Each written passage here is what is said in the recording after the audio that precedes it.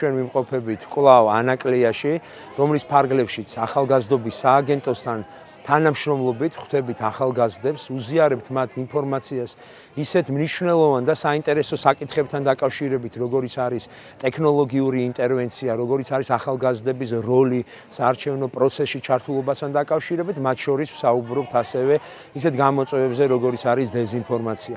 ეს შეხვედრები არის უნიკალური იმ თვალსაზრისით, რომ ეს არის ღია კომუნიკაციის ფორმატი, დიალოგის ფორმატი, რომლის ფარგლებშიც ინფორმაციას არა მხოლოდ გადავსცემთ, არამედ ვისმენთ მათ რეკომენდაციებს, მოსაზრებებს, კითხვებს, სადაც აქტიური განხილვების ფორმატში ჩვენ გვაქვს კარგი შესაძლებლობა ინფორმაციის გაანალიზებისა. ჩვენი ბანაკში კვესტუმრად ცესკოს თავმჯდომარე, რომელმაც საინტერესოდ ისაუბრა არჩევნების მნიშვნელობაზე.